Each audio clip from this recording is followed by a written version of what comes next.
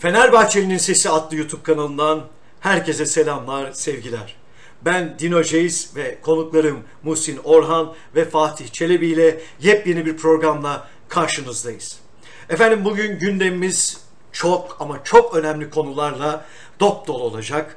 İlk önce Altay Fenerbahçe maçıyla başlamadan önce konuklarıma dönüyorum. Muhsin, Fatih nasılsınız, iyi misiniz? Merhabalar, siz nasılsınız? Teşekkür Merhaba ederim. Dino, iyiyim sağ ol. Sen nasılsın? İyiyim, ben de iyiyim. Valla bomba gibi gündemler var. Sevgili seyircilerimiz, biz programa başlamadan önce yaklaşık 4-5 saatten beri konuları tartışıyoruz. Bir taraftarın gözüyle, bir taraftarın sesiyle gerçek olanları ve bu kanalda sizlere biraz sonra açıklayacağız. Şimdi kısa olarak Altay Fenerbahçe maçını hepimiz izledik ve çok güzel bir skor aldık. 3'te 3 yapıyoruz şu anda. Yıllardan beri bunun özlemini taşıyoruz ve şu anda 9 puanla ikinci sıradayız. Ben sözü Fatih'le başlamak istiyorum. Pardon, özür dilerim. Muhsin'le başlamak istiyorum. Bir önceki yayında Fatih'le başlamıştım. Muhsin, Altay Fenerbahçe maçıyla başlıyoruz. İzlenimlerin nelerdir? Teşekkür ederim Dino. Hemen kısaca anlatayım. Fenerbahçe uzun bir aradan sonra, yıllar sonra 3'te 3 yaparak liga başladı ve bununla beraber 3 maçın 3'ünde de gol yemedi. Bunlar önemli şeyler Fenerbahçe adına. Rüzgarı arkasına almış. Eksik kadro rağmen rüzgarını arkasına almış bir şekilde ilerliyor. Sevindirici. Günün sonunda Fenerbahçe'nin kazanması hepimizi mutlu ediyor. Fakat şöyle bir kısaca maçı değerlendirecek olursak Fenerbahçe baktığımızda artık defansif olarak oturduğunu herkes tarafından kabul edilir bir noktaya geldi ve üçlü defans gayet şık bir e, oyun modeli sunuyor bize. Vitor Hoca'nın üstün gayretleri sayesinde bu artık oturdu. Gol yemeden bitirmek 3 maçı da çok önemli. Sadece burada defansta biraz kimin zamana ihtiyacı var. Yeni geldi. Dolayısıyla onun biraz zamana ihtiyacı var. Uzun pasları da çok kötü bu arada. Yani ona çok dikkat ettim maçta. Uzun pası bence kim değil de Tisserand daha iyi ayağı veyahut da Zalai de olabilir. İkisi kullanmalı. E, Zaten Vitor Hoca hemen uyarıda bulundu o konuda ve kim uzun pas atmayı da durdurdu maçta. Bunun dışında bireysel performanslar da çok öne plana çıktı diye düşünüyorum. Ferdi ve Muhammed adeta yıldız gibi parlıyor. Ferdi'nin fiziksel olarak gelişimi bana kalırsa çok iyi. Bir anda ilk maça bakıyorum, şu anki durumuna bakıyorum ve yani geceyle gündüz gibi çok ciddi bir fark var arada. Çok güzel bir fiziksel gelişimi ve bunu da oyuna çok güzel bir şekilde entegre edişi var.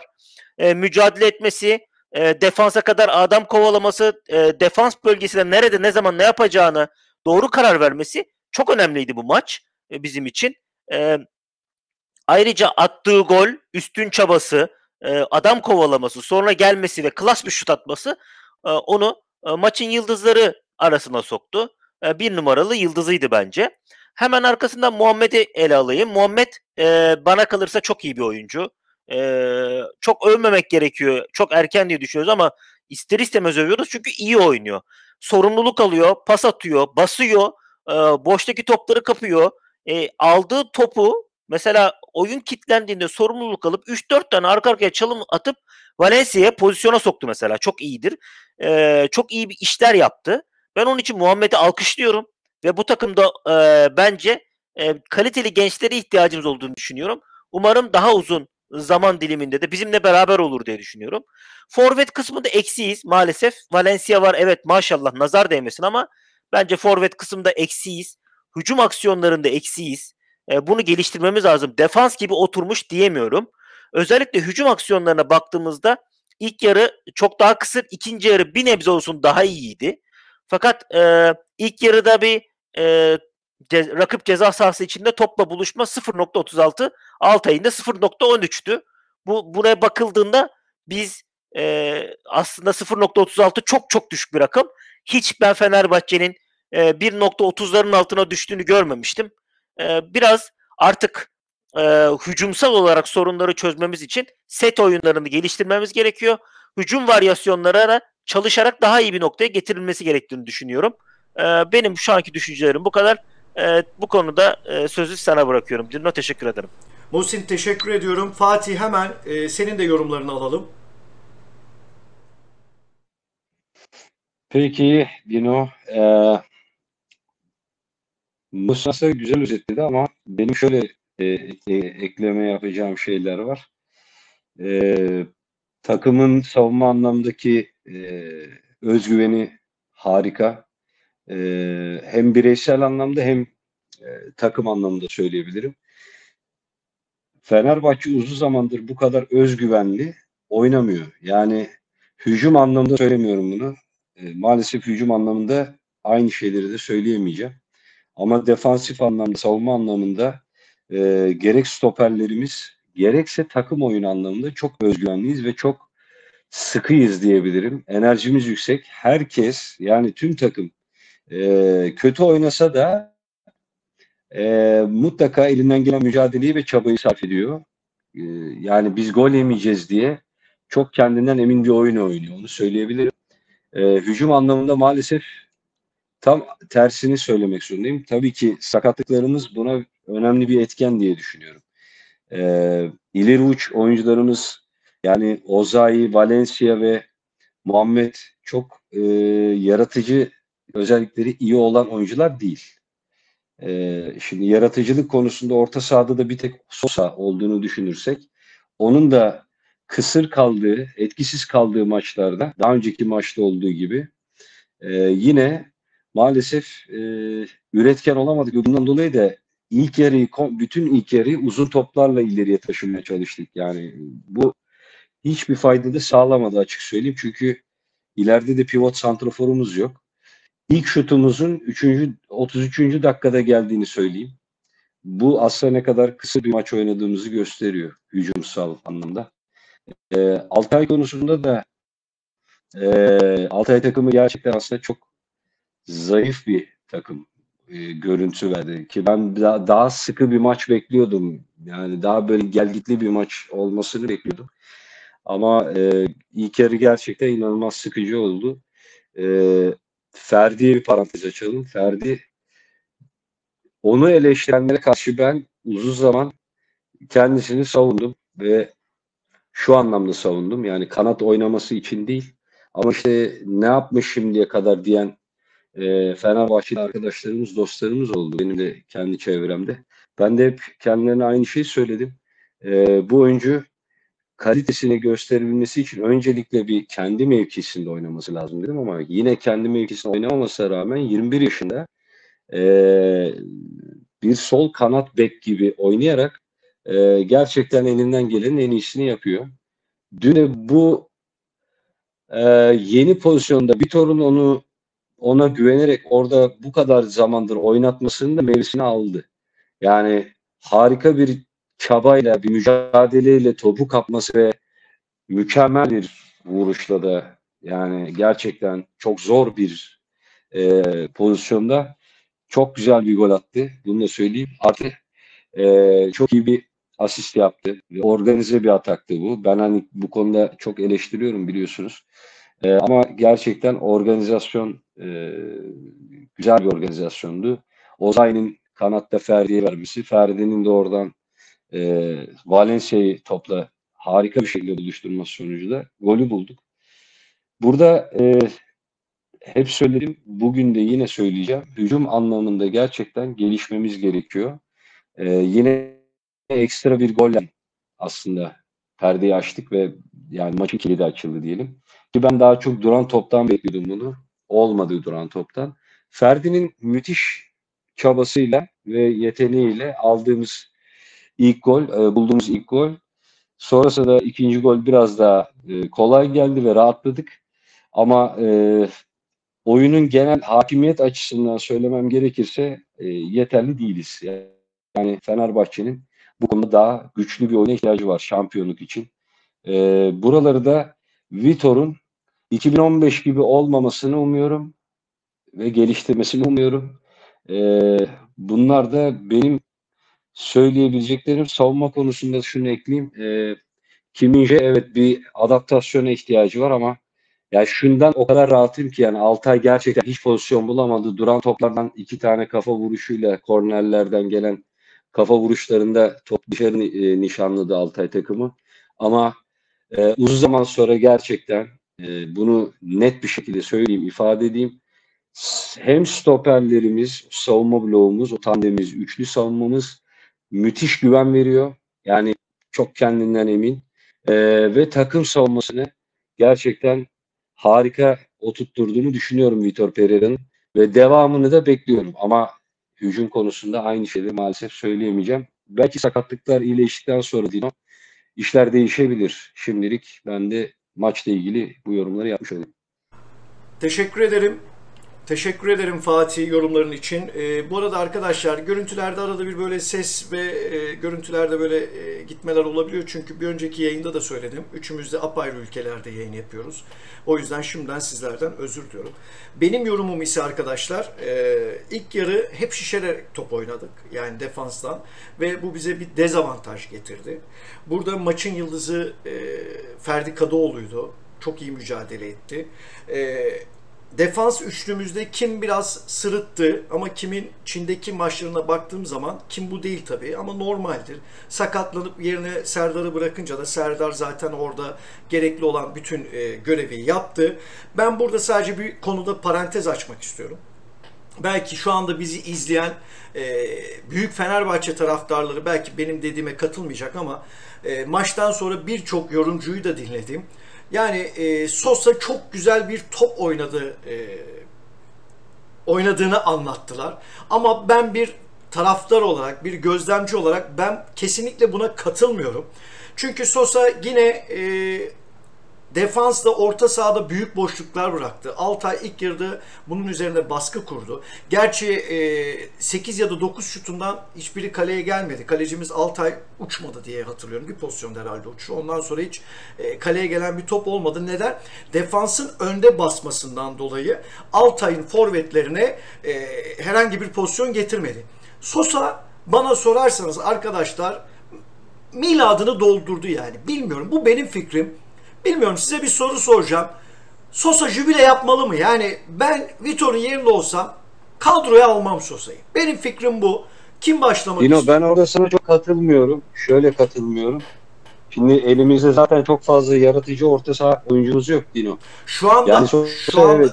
özür dilerim, şu anda tamam ama eğer transferlerimizi yaparsak diyorum Sosa'yı ben şu anda mecburiyetten oynatıyoruz.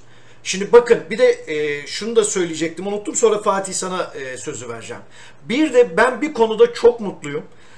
Yıllardan beri altyapıdan oyuncu gelmedi. Bakın Muhammed, Arda, Fatih gibi değerler var. Bunlar 200 sene sonra eğer bu pozisyonda bu şekle oynarlarsa milyon dolarlara satacağız bu çocukları. Belki de jübilelerini bizim orada yapacaklar. Altyapıda orta, eğer hani şu an transfer yapamıyoruz. Sattığımız kadar alamıyoruz.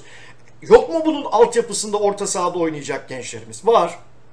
Sosa'nın yerine o gençleri adapte et. Buyur Fatih, söz senin. Yani ben sana şu noktada katılıyorum Dino. Evet, altyapı konusunda katılıyorum da Sosa konusunda jübile mi yapsın demene katılmıyorum. Yani birincisi şu anda zaten ciddi anlamda bir eksik kadromuz var. Orta saha konusunda hala transfer yapılması konuşuluyor falan. Öyle düşündüğümüz zaman evet, yani Sosa'nın performansı gerçekten bu sezon hala kendi performansının çok gerisinde. Ha, defansif anlamda Sosa'nın da çok dün iyi katkıları vardı. Bunu da söyleyeyim yani. İkinci yarı biraz Yani oldu. ben burada sana çok katılmıyorum yani. İkinci yarı oldu. Böyle defansif aksiyonlarda top kapmaları falan oldu, o yüzden söylüyorum. Peki burada Mert Hakan Yandaş'ı daha iyi değerlendiremez miydik? Ya da Zayic'i? Zayt şeyden dolayı ama yedek. Helsinki maçından dolayı bence yedek başlattı Zayt'ı. Kötü oynadığından dolayı. Mert Hakan, Hayır, Mert kötü Hakan oynadığından konusunda dolayı- da pardon, bitirdin zannettim basını. Yok, Devam et. kötü oynadığından dolayı değil. Orada oynadı. Fiziksel olarak bir yorgunluk var. Sakatlık yaşamayayım diye bence. Fazla zorlamayalım oyuncuları diye. Bence ondan dolayı yedek bıraktı. Bir strateji yaptı diye düşünüyorum ben orada. Ama Muhsin'cim öyle söylüyorsun da Gustavo da oynadı geçen maç. Hem de 11 ve 90 dakika. Evet, bu konuda 34 haklısın. yaşında Gustavo oynuyorsa Zayt de oynayabilir bence yani. Bence Zayt 90 dakikayı çıkartacak fiziğe sahip değil bence. Ya ben Zayt'ın zaten genel anlamda hiç memnun değilim. O pozisyonda o oyunu oynayacak oyuncu değil ama yani Sosa'nın, yani şimdi Dino orada Sosa ile ilgili jübile mi yapmalı demesine karşılık şu anda yapmasın derim yani. Mümkünse sezon sonu yapsın bence, veya Peki, transfer yapalım ondan sonra. Mert Hakan peki, soruna da cevap vereyim Dino. Özür diliyorum. Mert Hakan konusunda hala sakatlıktan çıktığından beri, yani Helsinki'de de bir 15 dakika oynadı. Dünkü maçta da yine aynı şekilde bir sonradan oyuna girdi ama hala yok yani. Mert Hakan hala yok. Yani hazır değil. Onu söylemek istedim. tamam, Maç peki. ritmi yok. Tamam. Diyelim ki 2 Aynen, Eylül 2 aynen. Eylül'e 2 Eylül'de almadık ama 8 Eylül'e kadar orta saha aldık. UEFA listesine koymadık ama diyelim ki 2 tane orta saha aldık. Yine Sosa oynamalı mı sizce? Muhsin cevap versin bu soruya. Ben konuşmayayım. Bence Sosa'yı artık maliyetinden kurtulmalıyız diye düşünüyorum. Şimdi işin doğrusu şu, bu kadar hesap kitap, artık hepimiz hesap uzmanı olduk. Oraya daha verimli iki oyuncu alacaksak zaten Sosa'nın bence orada işi yok. Onun yedeği Zayt olur, Mert Hakan olur ama artık Sosa miladını doldurdu bana kalırsa. Anladım. O zaman ikinci konuya geçelim. Şimdi kadrolar açıklandığı zaman, Altay Fenerbahçe maçının kadrosu açıklandığı zaman hepimiz şok olduk. İlk 11'i bıraktım. İlk 18'de bile dünya yıldızımız, dünyanın çok yakından tanıdığı Mesut Özil yok. Şimdi medyada da görmedik. Yani ben buradan yabancı ajanslara da bakıyorum, Türkiye'deki ajanslara da bakıyorum. Acaba son dakika sakatlandı mı diye. Maç bittikten sonra sosyal medyada bir patlama oldu. Şu oldu. Bizim duyduklarımız ama yalan gerçek bilmiyorum. Bu konuda ya Vitor Hoca ya da Ali Koç'un bir açıklamasını bekliyoruz. Şimdi maç başlamadan önce Vitor Hoca Mesut'a şu anda ilk 11'de oynamayacaksın, yedek soyunacaksın diyor. Mesut da diyor ki eğer oynatmayacaksan ben hiç soyunmayayım diyor. Vitor Hoca da sen bilirsin diyor ve tribüne çıkıyor. Burada yönetimden de herhangi bir ses seda yok. Vitor Hoca'dan da yok. Acaba Mesut Özil kadro dışı mı kaldı arkadaşlar sizce? Fatih? Yani birincisi, önce şuradan başlayayım Dino, bu konuyla ilgili. Yine bir yönetim iletişim problemi net bir şekilde ortaya çıkıyor burada. Yani bununla ilgili spekülasyona fırsat vermemeleri lazımdı. Yani kadro dışı ne kaldıysa çıksın söylesin. Mesut eğer, atıyorum yani, bir saygısızlık yaptıysa Vitor Hoca'ya karşı bunu söylesin. Vitor Hoca kadroda düşünmediyse, ne bileyim oyun planına uymadığı için almadıysa bunu söylesin. Şeffaflıktan bahsedilen yönetimimizde maalesef yine bir şeffaf olmama hali var yani. Şimdi bunu, yani niye söylüyorum biliyor musun Dino? Yani şimdi yine birisi bir işte haber çıkardı, isim vermeyeyim. Şöyle şöyle oldu dedi. Sen mesela bir şey örnek verdin. Yani herkes bir şeyler çıkartabilir. Kimisi diyor ki yok öyle bir şey. İşte hani Fenerbahçe yönetimini savunan gazeteciler de şunu söylüyor. Yok öyle bir şey kardeşim diyor. Ya işte gene diyor buradan diyor kaos çıkarmaya çalışıyorlar Fenerbahçe diyor. Malum hep alıştık ya bunlara. Ya her şeye fırsat veriyoruz ya. Vermeyelim yani. Yani yönetim buna fırsat vermesin. Neyse sebebi kesinlikle ortaya koysun yani. Muhsin'in Vitor Pereira geldiği dönemde söylediği bir cümle vardı. Vitor Pereira'nın ben iletişimine güvenmiyorum. 2015 buna örnektir. Ki Van Persie'yi haksız görenler de olsa, ben hocaların iletişim konusunda iyi olmaları gerektiğini düşünen bir kişiyim. Yani futbol konusunda değil, sadece genel anlamda. Şimdi burada Muhsin aslında haklı çıkıyor. Yani hiç haklı çıkmaması gereken bir şeyde haklı çıkıyor ve ben bunu hiç istemiyorum. Hoşlanmıyorum da yani bu durumda.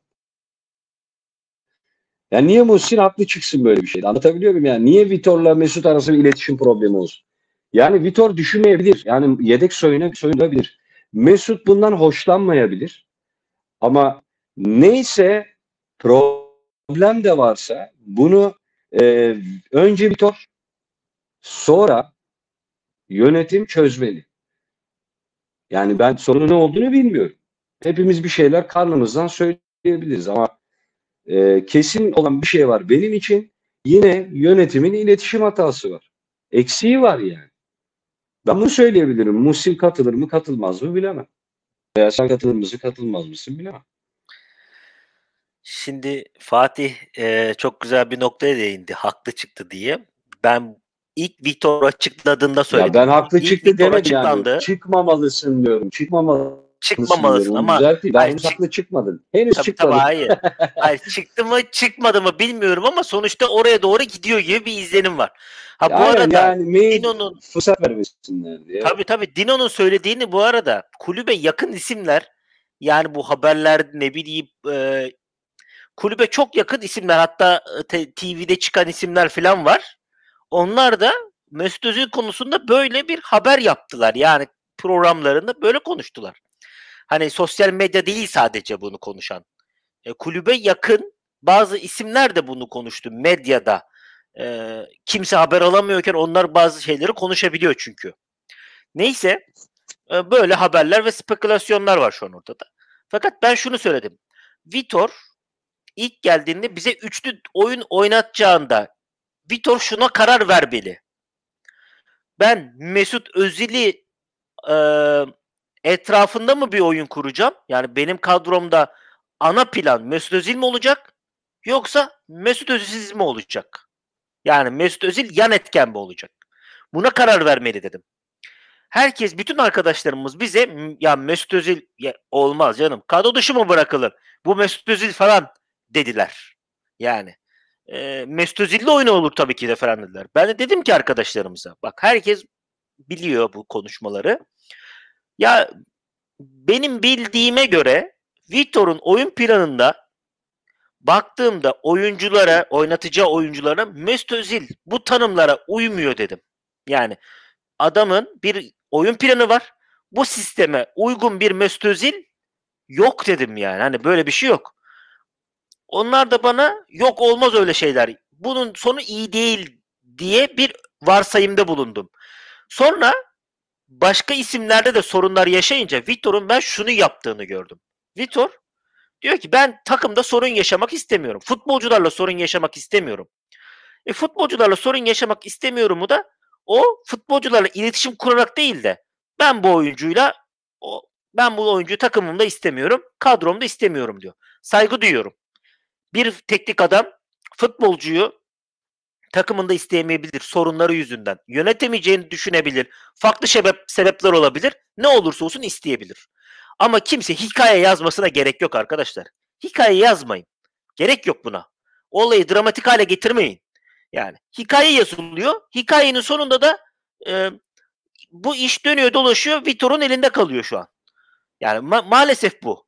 Şimdi en baştan yapılmış olsaydı ben o zaman bunu gördüğüm için, şimdi Caner Erkin'de gördüm ben bunu. Dedim ki Vitor'a değişen, iletişim adına değişen bir şey olduğunu düşünmüyorum dedim. Dur Caner Erkin'e gelme. Dur ona da geleceğiz. Caner Erkin'e es geç abi. Öyle devam Tamam. et. Şimdi ben Vitor'un olayları yönetim şekline baktığımda Vitor'un iletişim problemi olduğunu ve geliştirmediğini gördüm kendisini. Dolayısıyla da top dönüp dolaşıp Mesut Özil'e geleceğini de gördüm.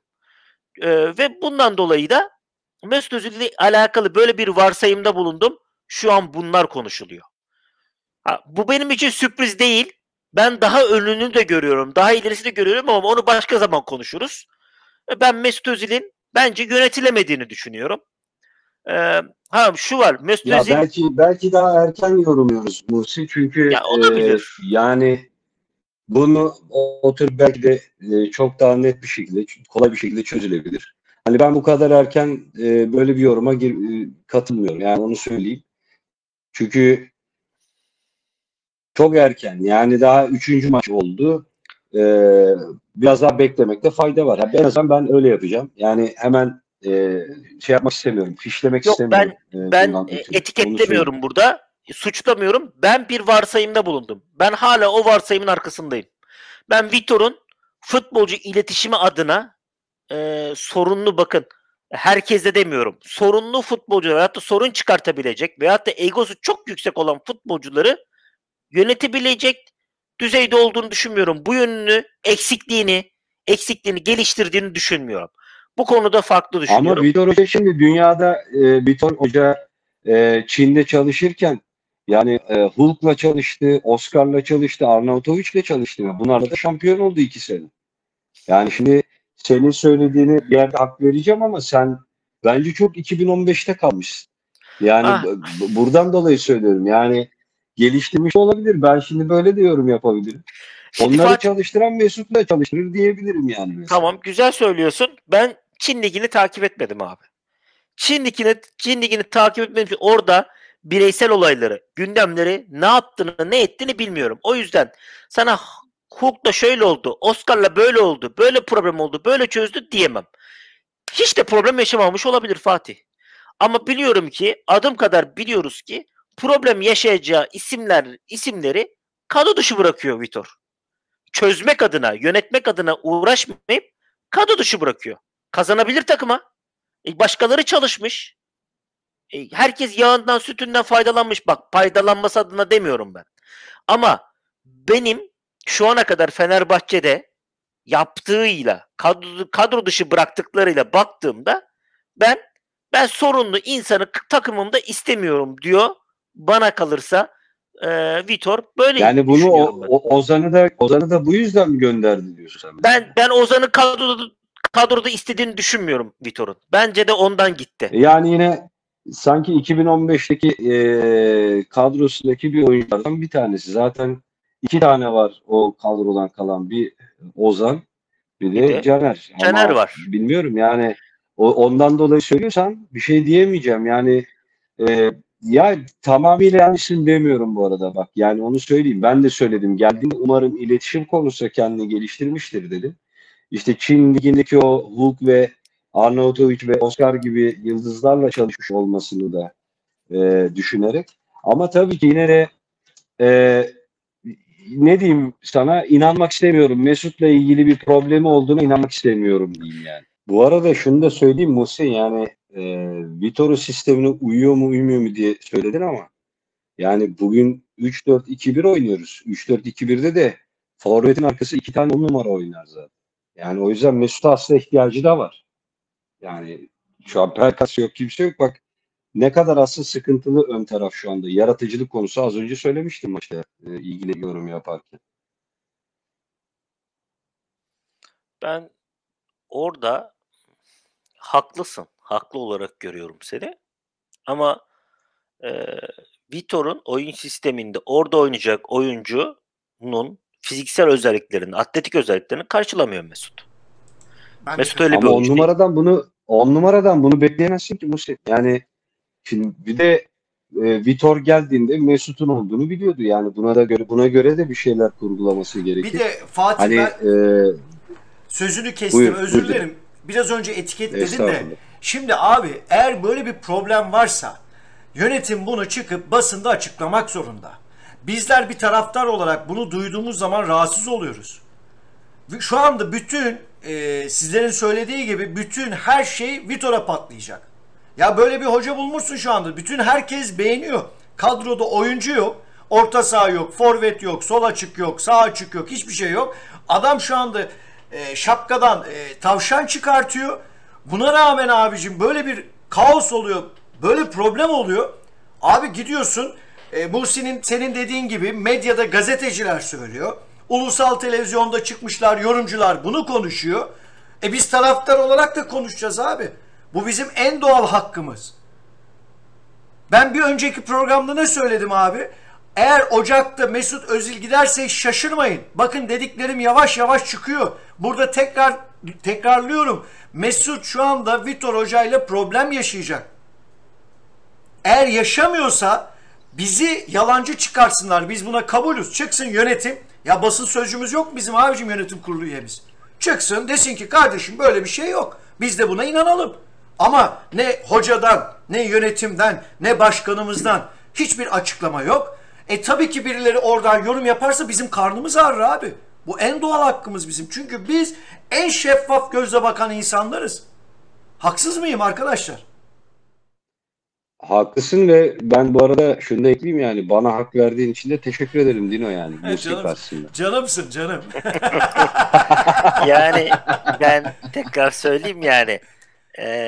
Abi şimdi yönetim çıksın açıklama yapsın diyor Dino. İyi güzel diyorsun da ne zaman doğru iletişim stratejisini yürütmüş? Ne zaman doğru açıklamaları doğru yerde doğru zamanda yapmış? Ya onu bırakın. Hiçbir sakatlık, bir sürü adam sakatlandı. Hiçbir sakatlıkla alakalı doğru düzgün bir açıklama yok. Birisi çıkıyor kendi hesabından yazıyor. Diğeri çıkıyor, Lakoff var bir tane. O bir şeyler söylüyor. O yalanlama onay makamı gibi o açıklıyor. Yani bütün bunların içinde kulüp hiçbir şey açıklamıyor. Abi yani bu kadar kaosun içinde doğru iletişimi yürütmemek de yani o da bir başarı bence. Doğru iletişimi yürütememek, açıklamaları yapamamak ve özellikle kendisinden başka herkesin konuşması ve buna da göz yummalarını ben anlamıyorum. Yani hiçbir şekilde. Biz konuşabiliriz abi, biz taraftarız. Bizi kimse susturamaz abiciğim. Aslı olan Fenerbahçe'dir. Ali Koç da yarın gittiği zaman konuşacağız. Mesut da gittiği zaman konuşacağız abiciğim. Bu bizim aslı görevimiz. Şimdi burada belki de bizim yaptığımız videonun altına Ali Koç'u seven Fenerbahçe taraftarları da yorum yapacak. Ama kimse kusura bakmasın arkadaşlar. Biz burada doğruları konuşuyoruz. Dislike de atabilirsiniz. Saygı duyuyoruz. Ama bizim yanıldığımız bir konu varsa yönetim çıksın söylesin. Birinci ağız onlar. Biz her türlü her soruyu sormak zorundayız. Bu kadar basit. Şimdi Caner konusu. Muhsin güldün ama Caner 3 gün önce bir story attı abi. Bu nedir yani? Bu Caner öyle bir story attı ki yine sosyal medya patladı. Geri mi dönüyor? İşte satılmadı. Kadroda da düşünülmüyor. Bu adam tıkır tıkır parasını alıyor. Hakkıdır. Alabilir. Ben olsam ben de alırım yani. Şimdi bu adam ne yapacak abi? Caner oynayacak mı? Satılacak mı? Affedilecek mi? Ne olacak? Bunu bir açıklamasını bekliyorum. Şimdi Mesut Muhsin, Özil dediniz konuya ya. girmeden önce önemli bir şey söylemem gerekiyor. Muhsin de bana hak verdi. Ona da bir teşekkür edeyim. Öyle girsin konuya. Yani Fatih teşekkür ederim. Fatih ne diyeyim biz ben seni sana? seviyoruz. Sen hakikaten... Hayır, ben teşekkür ediyorum. Çok sağ olun. Niye biliyor musun? Çok Bak teşekkür ederim. Fatih, Buyurun. senin düşüncelerin hakikaten çok önemli benim için. O kadar güzel yerde yakalıyorsun Teşekkür ki ederim. yani şimdi sevgili dostlar, sevgili izleyicilerimiz, biz sosyal medyada da birbirimizi takip ettiğimiz için, Clubhouse'da da canlı odalarda olduğumuz için bazen Muhsin'in bazen benim düşünemediklerimde öyle bir yerde yakalıyor ki yani ben Fatih'in düşüncelerine inanın ki çok ama çok saygı duyuyorum. Muhsin'inkine de öyle tabii ki. Evet, kusura bakma sözünü Ben kestim. de bir mukabil öyle. Ben de sizlerinkine aynı şekilde. Eyvallah. Muhsin'cim özür diliyorum ama teşekkür etmem gerekiyordu sana. Hak verdiğin için o yüzden araya girdim. Lütfen buyur. Lütfen buyur. Şimdi şöyle Dino. Şimdi Vitor'un işte iletişimi dedik ya, iletişimin bozukluğu Caner'le başladı zaten. Asıl rengi o zaman ortaya çıktı. Biliyorsunuz zaten meşhur aşk yaşadılar. Vitor'la Caner aşkı vardır yani. Geçmişte 2015 yılında bu aşk şiddetli kavgalarla ve boşanmayla sonuçlandı. Şimdi oraya dönersek biz ilk Vitor açıklandı dedik ki geçmiş olsun Caner kadro dışı. Bize de dediler ki yok öyle zaten paramız yok pulumuz yok. Yok öyle şeyler olmaz. Bir de üstüne çıktı sayın yönetimimiz bir hikaye yazdı. Bunlar aşk, bunlar barıştırdık. İşte kırık kalpleri düzelttik. Bunlar yeniden aşk yaşıyor dediler. Sonra Boy resim çektiler. Tabii resimler ayrı, İlk kucaklaşmalar. resimler, ilk topuk yaylasına ayak Tabii, bastı tabii. Vitor Pereira. İlk resim Caner'le verildi. Aman Canerler verildi. falan. Açıklamalar ayrı zaten. Yani açıklamalarda sorun yoklar. Mesajlar aşk yaşıyorlar. Güller, papatyalar, çiçekler, hikayeler yazmalar, tiyatrolar oynamalar. Neyse. Yaptılar. Bir film çevirdiler. Şimdi ondan sonra sen gel ligin 10 gün kala başlamasına 10 gün varken elinde sol bekin yokken kadro dışı bırak. Sonra da orada bir görüşme olduğunu menajeri açıklama yapıyor Caner'in. Diyor ki Vitor seni kadroda düşünmediğini söylüyor. O da diyor ki ben diyor kalırım, mücadelemi ederim. Forma adaletim varsa da oynayacağım. Bu formayı alacağım, elimden geleni de yapacağım diyor.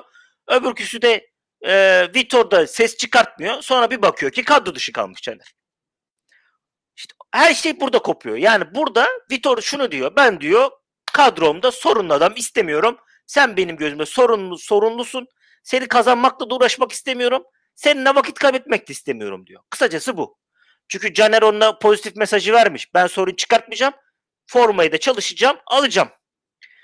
Neyse. Ondan sonra ben de bunun üzerine diyorum ki ya ben buna saygı duyuyorum. Ama bu filmi çevirmelerine ne gerek vardı? Ya ben film seyretmek için taraftarlık yapmıyorum ki. Deyin zaten. Biz bunu biliyoruz. Bu her yerde zaten yazılıyor, çiziliyor. Ya bunu yapmanıza gerek yoktu diyoruz biz sadece. Ben saygı duyuyorum Vitor hocama. Çünkü istemiyor. İşte burada devreye giriyor. Burada dedim ki ben Vitor Hoca 2015'te olduğu gibi bence sorunlu olan oyuncularla iletişimini geliştirmemiş. Bence gene aynı o yıllarda kaldığı gibi bir iletişim sorunu var diyorum. Ve Mesut Özil'i de onun için söyledim ben orada. Dedim ki Mesut Özil'le yarın sorun yaşar mı yaşamaz mı? Oyun planının Mesut Özil'e göre mi yapacak yoksa onsuz bir oyun planı mı yapacak dedik. Bu gidişte de o tarafa gider mi göreceğiz dedik. Daha fazla uzamadı zaten. Çat diye Ozan'la girdi. Yani Ozan da bana kalırsa istemedi. Oraya ayrı gireriz sonra. Şunu toparlayayım hemen. Caner Erkin Instagram'dan bayram değil, seyram değil, eniştem beni niye öptü dercesine bir şey paylaştı. Story paylaştı. Arkadaşlar diyor ki ya ne var bunda diyor. Adam zaten gidiyor çalışıyoruz. Evet doğru ama bu zamana kadar niye paylaşmadı? Aynı bu şeye benzetiyorum ben Dino. Bayram değil, seyran değil, sünnetlik videolar paylaşılıyor. Niye paylaşılıyor? Mesaj mı veriliyor? Mesaj mı verilmiş? Aynen mesaj veriliyor. Doğru. Yani bu mesaj adamın bir de bütün Türkiye bilmem nesini gördü yani. Ne gereği vardı ya. evet. Yani gerçek olan bu. Adam sünnetliğini açtı ya. Bir de bu video nasıl? Daha nasıl hani Fenerbahçeliliği ispat etmek için oraya kadar girdi yani. Anlatabiliyor muyum yani? Bir de bu stratejiyi yapıyorsunuz. Bu videoyu servis ediyorsunuz. Servisten birkaç gün sonra da adamı kadro dışı bırakıyorsunuz. Yani neyi amaçlıyorsunuz? Ben bu gelinen son şu noktada şunu düşünüyorum. Bu arada Caner Erkin'e teklifler var Dino. Ama Peki, Caner Erkin'e bunu yönetim söylüyor mu? Yani ben de kulağıma geldi. Yine soru soracağım sana. Özür diliyorum sözünü kestim. Benim kulağıma gelen de Caner Erkin'e gelen tekliflerin ne Caner Erkin ne de menajerin haberi var abi. Böyle bir şey ne Caner'e söyleniyor ne menajere. Doğru mudur sence? Ben bu çizilen oyunlardan sonra, filmlerden sonra doğru olduğunu düşünüyorum. Bu benim düşüncem.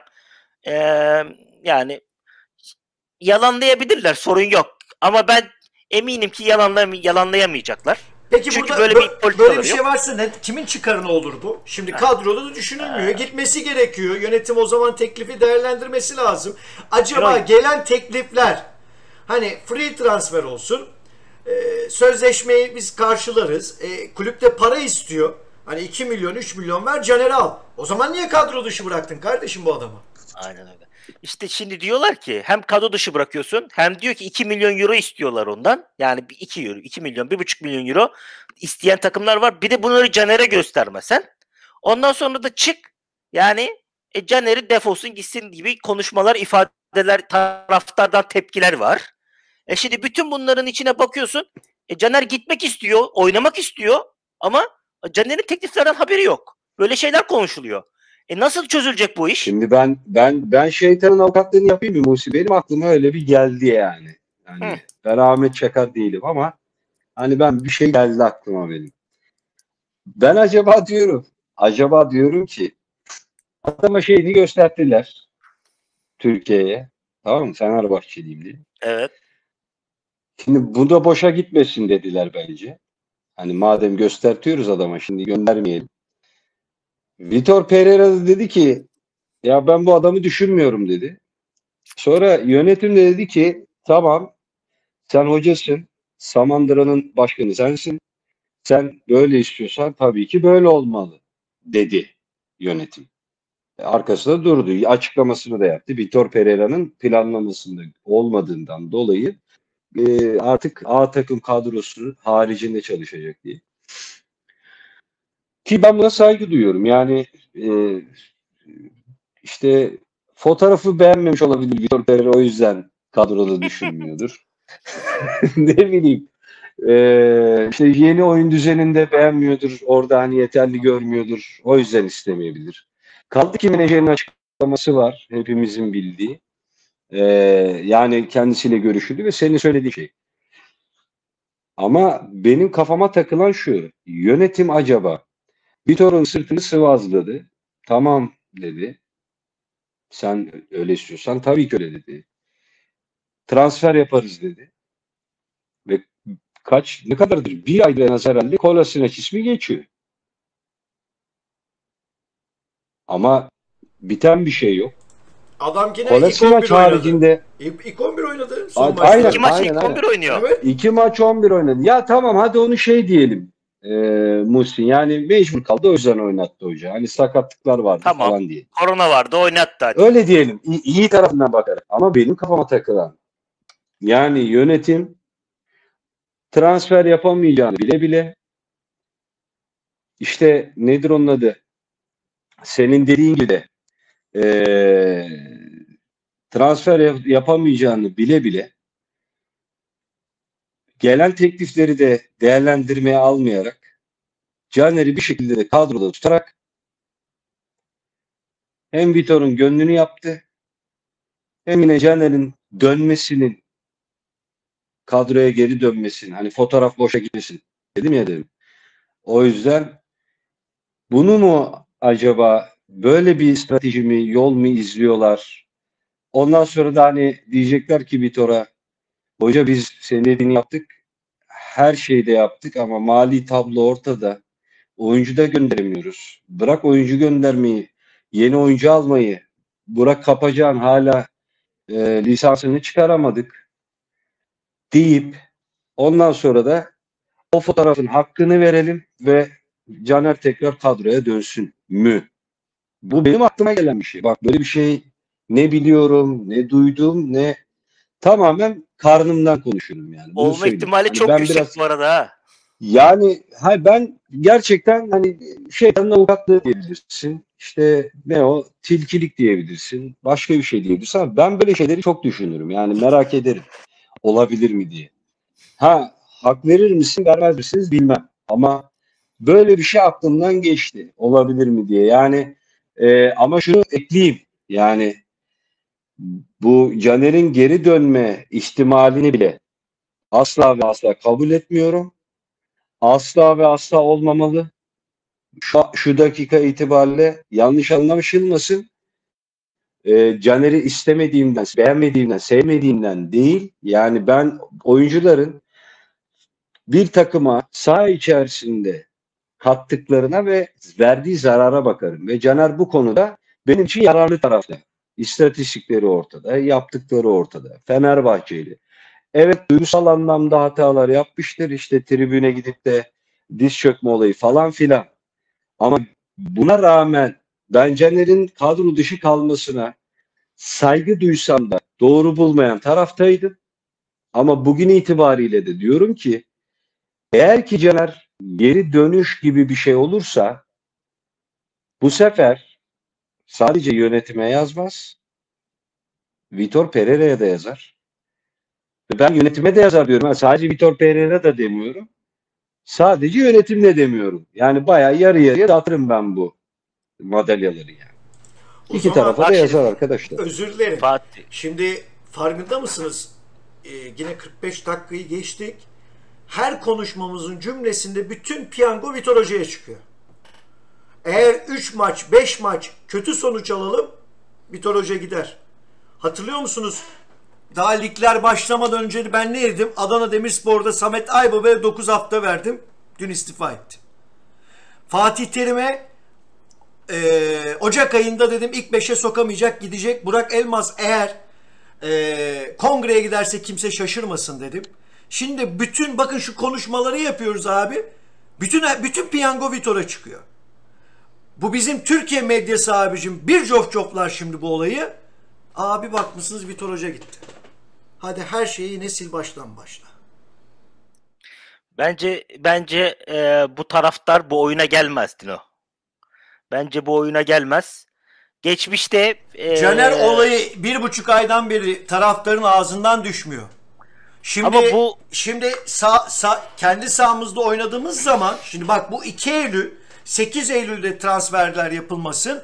3 maç kötüye gidelim. Bak bu taraftar yönetime ne yapıyor? Ya taraftar yönetime evet bağırabilir ama Vitor'a bağırmaz bence.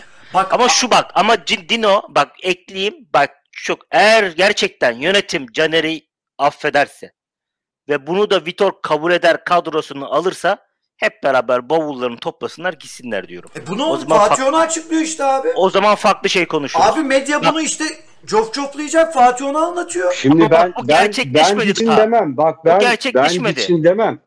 Hayır Muhsin, ben gitsin demiyorum. Öyle bir şey söylemiyorum. Ben sadece böyle bir düşünce oldu mu acaba diye böyle bir kendi kendime bir düşünce ve karnımdan konuşuyorum. Tamam, uyduruyorum yani, anlatabiliyor muyum şu anda? Ama gitsin Fatih falan demem. Bak Muhsin, yani Vitor Pereira bu konuda ben sana bir şey söyleyeceğim. Bak bu sene şampiyon olamasak bile Vitor Pereira gitmemeli. Aynen. Artık bu sarmaldan çıkmamız lazım. Aynen. Yani asla bak benim Vitor Pereira konusundaki fikrim belli. Ama ben artık şunu söylüyorum. Vitor Pereira'm var benim elimde. Abi artık çıkalım bundan. Yani şimdi çok uzun konuşmak istemiyorum ama şunu eklemem lazım. Biz plansızlıktan buralardayız arkadaşlar. Yani geçen seneki başlayan plansızlık. Bak bu seneki başlayan demiyorum. Geçen sene yapılan transferler, sallıyorum 22 tane oyuncu. Bunu hemen bir özet geçmem lazım. Bu çok önemli. Yalnız 22 tane oyuncu. Kısa alalım, zamanımız doluyor. Aynen biliyorum. Geçen sene 22 kişi aldık. Bambaşka bir organizasyon, yani bambaşka bir kadro mühendisliği yapıldı. Ve ben ne diyordum? Ona uygun bir hoca gelmeli diyordum. Bu kadroya uygun, bu kadroyla iş yapacak hoca gelmeli diyordum. Benim birinci kriterim buydu. Eğer ki Vitor'u getirdiysen de o zaman Vitor'u da bu kadroya uygun bir oyuna ikna etmek zorundaydı yönetim arkadaşlar. Bunu söyleyeyim. Yani 3-4-2-1 oynamaya değil, dörtlü oynamaya ikna etmeliydi. Şimdi bunu da yapamadı. Ne oldu? Geçen sene aldığın oyuncuların yarısı ıskartaya çıktı. 10 tanesi gitti geçen sene aldığımız. Ne oldu? Sil baştan yapıyoruz. Ve bundan dolayı 22 tane oyuncu geçen sene aldın ve bunlara maaş ödüyorsun. Yani bonservisle aldık demiyorum. 22 tane yeni oyuncu aldın ve hepsine maaş ödüyorsun. Sonucu şuraya bağlıyorum Dino. 10 tane oyuncuyu çıkardın ve de hala çıkaramadığın oyuncular var. Ve bugün de çıkaramayacağın oyuncular var. Çünkü maaşları, seviyeleri itibariyle. Vitor da geldi dedi ki ben 3-4-2-1 oynamak istiyorum. Ben de buna eyvallah diyorum. Tamam diyorum, saygı duyuyorum. Ama işte orada başlayan yanlış, geçen sene başlayan, yani bu sene de o yüzden diyorum ki Muhsin'cim, Vitor Pereira lütfen gitmesin abi. Bugünkü sıkıntılar daha önümüzde ne kadar sırtımızı kaşıtacak bize onu daha bilmiyoruz bu arada. Sadece bugünü konuşuyorum. Yani atıyorum 1 sene, 3 sene, 5 sene sonra bugünkü maliyetler ne hale getirecek bizi bilmiyoruz. Bunu bağlayacaktım. O yüzden Vitor gitmemeli. Tamam. Planlama aynı şekilde devam etmeli. Ben de sana katılıyorum. Ama şimdi bu medya, bak abi öyle bir bazen Muhsin, ben de Muhsin gitti bu arada ya. Yok Muhsin'i ben aldım. Şu anda telefonu geldi. Şu anda görüyorum ben ekrandan. Evet geldi. Tamam pardon düştü. Yok düşmedi. Yani medya bazen konuları öyle bir yere getiriyor ki çıldırmamak elde değil. Taraftarları birbirine düşürüyor. Yönetim çıkıp da bir şey açıklamıyor. Ondan sonra bakın şurada ya 50 dakikadan beri yayın yapıyoruz. Her nokta Vitor Hoca'ya denk geliyor ya. Yazık günah bu adama ya. Bu adam bir şeyler yapmaya çalışıyor. Bakın Muhammed'i çıkarttı. Daha 10 dakika önce konuştuk ya. Ben kaç seneden beri altyapıdan oyuncu görmüyordum ya. Bunu şimdi Erol Bulut yapar mıydı Allah aşkına? Emre Belezoğlu yapar mıydı ya? Dino Dino karıştırıyorsun bak şimdi. Erol Bulut bizim kıstasımız değil abi. Ben bunu kabul etmiyorum. Örnek veriyorum abi ben. Burada Muhsin'e katılıyorum. Ama Dino şöyle bir problem çıkıyor. Herkes şu anda geçen seneyi kıstası alıyor kendine. Herkes geçen seneyi referans alıyor Dino. Abi benim referansım geçen sene değil. Peki Yani, değil abi. Geleceği görebiliyor musunuz şu anda? Hadi geleceği bak, konuşalım. Şunu söyleyeyim mi abi? Bak bir daha söylüyorum. Şunu çok net ifade ediyorum. Abi olmamış bir şey konuşuyoruz. Bunu da her zamanki gibi konuşulduğu halde yönetim doğru iletişim yönetmeyip açıklamalar yapmadığı için gene onlara yazıyor bazı şeyler. Ama eğer bu saatten sonra bir oyuncu hoca inisiyatifiyle kadro dışı mı kaldı. Bu bırakın şey olmasın Caner'i, bu Zidane olsa, bu Baba Ronaldo olsa, bu Cristiano Ronaldo da olsa yönetim transfer yapamayıp sonra gel Caner seni affedelim deyip bunu da gidip Vitor'a anlattıklarında Vitor da bunu kabul ediyorsa, o teknik adam da bunu kabul ediyorsa, Vitor olmasın kim olursa olsun, kusura bakmayın. Benim o andan itibaren ne bu yönetimle işim olur, ne bu teknik adamla işim olur. Bir şey yapıyorsan sonuna kadar yapacaksın. Ne olursa olsun. Ben Vitor'un yerinde olsam istemiyorum. Altyapıdan oyuncuyla devam edeceğim derim. Bu kadar. Bu kadar abi. Yani Caner Maner değil arkadaşlar. Çıksın ben gitsin. burada sana tabii ama ya Vitor gitsin kısmına katılmıyorum. Gerekirse seni oynatsın Muhsin bu göbekle. Ama yine de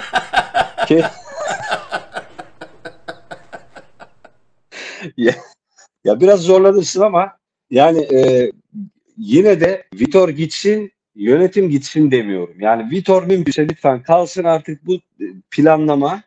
Bu yapılan geçen sene başlayıp işte bugün bu planı değiştirdiğin için, projeyi değiştirdiğin için biz bu transferleri yapamıyoruz, gönderemiyoruz, alamıyoruz. Tamamen bundan kaynaklı. Geçen sene biz böyle bir problem yaşamadık. Hatırlayın transferle ilgili. Çatır çatır kaç tane oyuncu aldık getirdik ya. Bonservisli de aldık getirdik. Bonservissiz de. Ya devre arasında İrfan Can'ı almadık mı arkadaşlar 10 milyon euro? Bugün bak şimdi bir tane oyuncu kiralayamıyoruz ya. Bir tane oyuncu niye eldekileri çıkaramamakta? Onun için söylüyorum ben Vitor gelmeden önce ne diyorsam hala aynı şeyi söylüyorum. Bu Vitor'a karşı olduğum için değil. Oynatmak istediği oyun böyle olduğu için değil. Biz kesinlikle elimizdeki kadroya uygun hocayla oynamalıydık veya Vitor'u buna ikna etmeliydik. Bu sezon için en azından. Seneye yapsaydık keşke 3-4-2. Ya biz karşı değiliz Fatih zaten. Bak şurada anlaşalım, karşı değiliz. Ama bir karar alınıyorsa sonuna kadar duracaklar. Duramıyorlarsa abi orada ne disiplin olur, ne doğru düzgün işleyen bir sistem olur. Sonuna kadar katılıyorum. Zaten oraya katılıyorum. Bak Şimdi ben de söylüyorum ya asla Caner affedilmemeli veya kadroya geri dönmemeli. Burada hemfikiriz ama gitmesi konusunda hemfikir değiliz. Caner'in attığı story şu anda takımı huzursuz etmedi mi? Şimdi takım içinde konuşulmuyor mu? Caner kendi grubu içinde arkadaşlarıyla mesajlaşmıyor mu? Yani şimdi tamam kendi başına antrenman yapıyor ama bir sürü oyuncunun kafasını bağlıyor abi. Ya işte ben şunu düşünüyorum. Bayram değil, seyram değil, eniştem beni niye öptü videosu bu yani.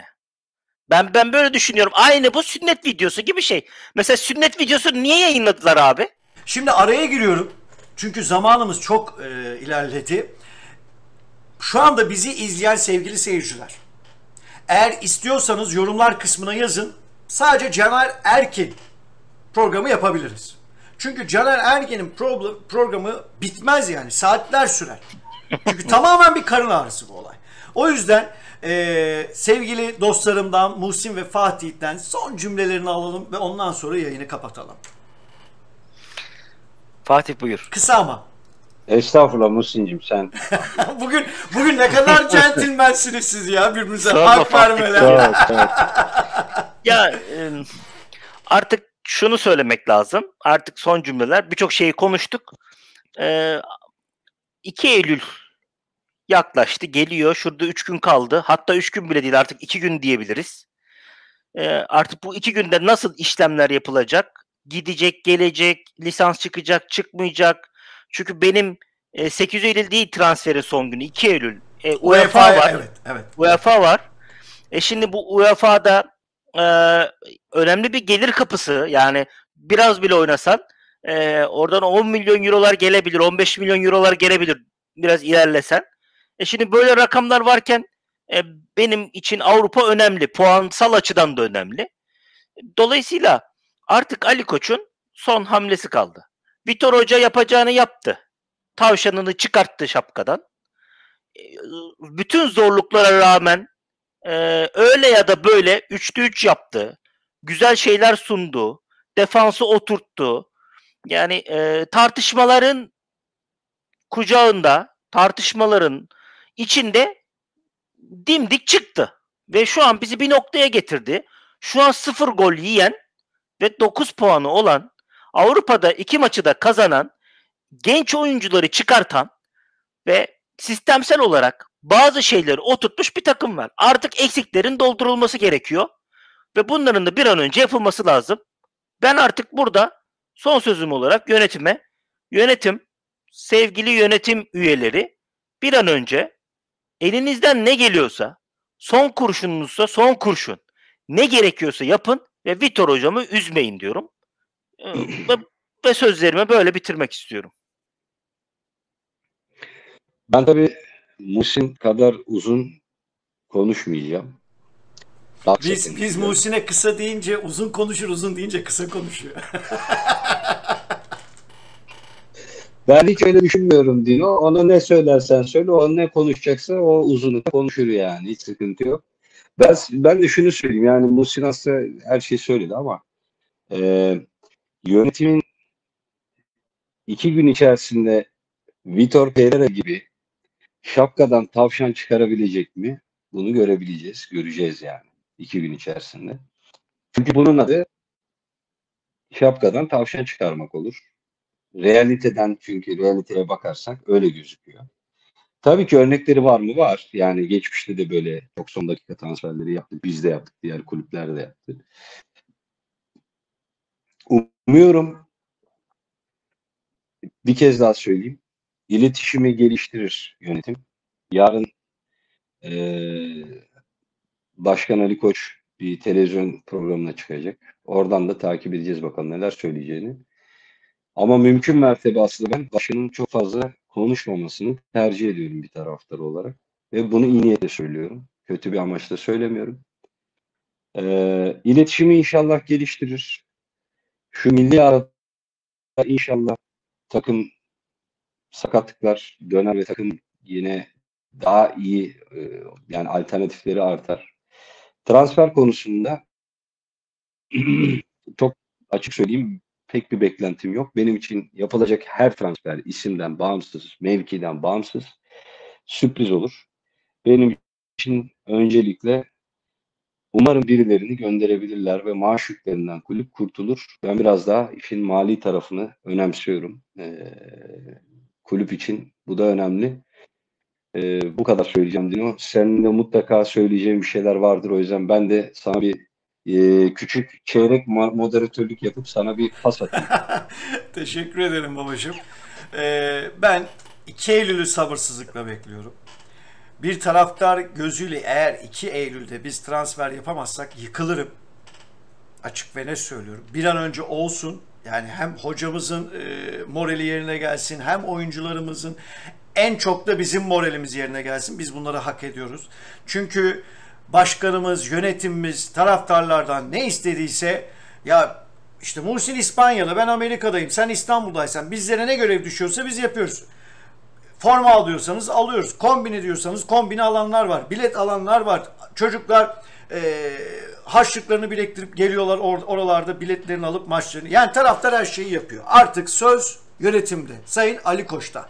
2 Eylül'de lütfen bu taraftarların yüzünü güldür diyorum. Ve programı kapatıyorum. İzninizle arkadaşlar. Çok teşekkür ediyorum. Muhsin ve Fatih. Ben teşekkür ederim. Ben İyi de akşamlar. teşekkür ediyorum Dino. Bu arada çok kısa bir selam Umut ve sevgili Yusuf'a. Buradan tekrar bir selam veriyorum. Fatih, sol anahtarı Yusuf'a.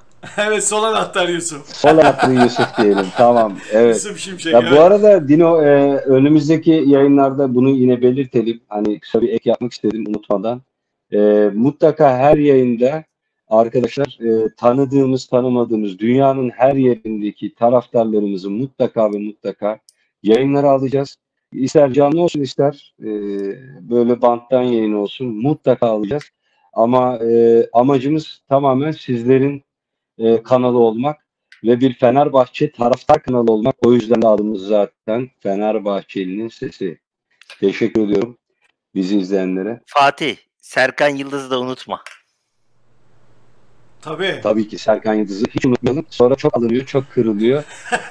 O yüzden ona da buradan kocaman bir selamlar söyleyelim hep beraber. Benden bu kadar. Söyleyeceğim şeyler varsa buyurun. Çok teşekkür ediyorum arkadaşlar. Evet, yayınımızı yine biraz zaman konusunda açtık. Efendim, bizleri izlediğiniz için çok teşekkür ediyoruz. Sizlerden tek bir istirhamımız var. Kanalımıza abone olmanızı, videolarımızı beğenmenizi ve yorum yapmanızı ve en sonunda da paylaşmanızı rica ediyoruz. Bir dahaki programda görüşmek üzere. Hoşça kalın, dostça kalın. Hoşçakalın. Hoşça kalın, hoşça kalın.